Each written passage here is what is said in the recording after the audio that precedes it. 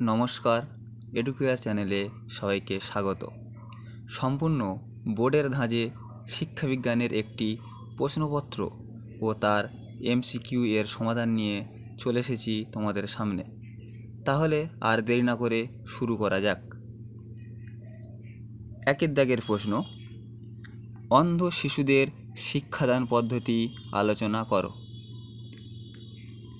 একের বি, সার্বজনীন প্রাথমিক শিক্ষার লক্ষ্য পূরণে গৃহীত বিভিন্ন পদক্ষেপগুলি আলোচনা করো। দুয়ের দাগে, কর্মের জন্য শিক্ষা বলতে কি বোঝো, এর উদ্দেশ্য পূরণে বিদ্যালয়ের ভূমিকা আলোচনা করো। শিক্ষাক্ষেত্রে প্রযুক্তির ব্যবহার সম্পর্কে আলোচনা করো।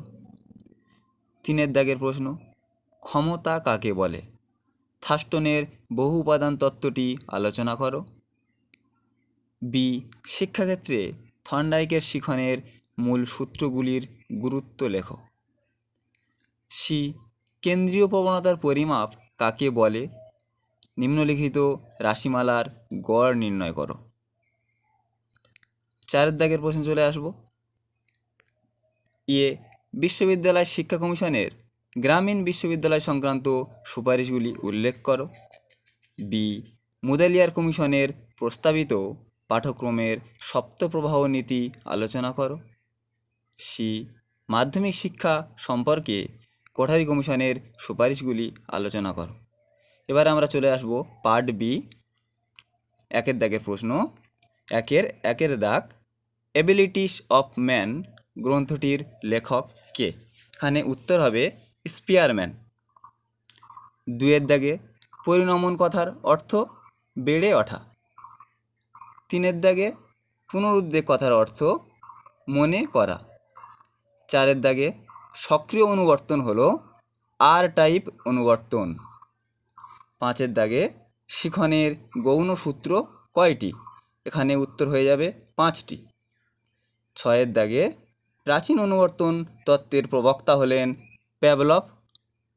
সাতের দাগের, পরিসংখ্যা বহুভুজ অঙ্কনের সময় x ও y অক্ষের একককে ড্যাশ অনুপাতে নির্বাচন করা হয়। এখানে উত্তর হয়ে যাবে 4:3। সবচেয়ে নির্ভরযোগ্য কেন্দ্রীয় প্রবণতার পরিমাপ কোনটি? উত্তর হয়ে যাবে গড়। পরবর্তী 9এর দাগের, 2, 5, 9, 6, 4 স্কোরগুলির মধ্যম মান হলো 5। উত্তর হয়ে যাবে এখানে 5। 10এর দাগের, সংবিধানের কত নম্বর ধারায় বাধ্যতামূলক এবং অবৈতনিক প্রাথমিক শিক্ষার কথা বলা হয়েছে? এখানে উত্তর হয়ে যাবে 45 নম্বর ধারা। পরবর্তী প্রশ্ন, শিক্ষা কোন তালিকাভুক্ত? উত্তর হয়ে যাবে যৌথ বা যুগ্ম। পরবর্তী প্রশ্ন, বিশ্ববিদ্যালয় কমিশনের সভাপতি কে? এখানে উত্তর হয়ে যাবে ডক্টর সর্বপল্লী রাধাকৃষ্ণন। পরবর্তী প্রশ্ন, 13 দাগে, মুদলিয়ার কমিশনের সদস্য সংখ্যা কয়জন? এখানে উত্তর হয়ে যাবে 9। পরবর্তী প্রশ্ন, মাধ্যমিক শিক্ষা কমিশনের সভাপতির নাম কি? ডক্টর লক্ষণস্বামী মুদালিয়ার। পরবর্তী প্রশ্ন, 15 দাগের, কোন কমিশনে শিক্ষার কাঠামো 10+2+3+2 এর সুপারিশ করা হয়েছে? এখানে উত্তর হয়ে যাবে কোঠারি কমিশন।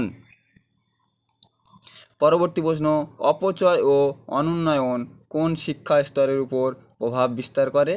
এখানে উত্তর হয়ে যাবে প্রাথমিক শিক্ষা স্তর।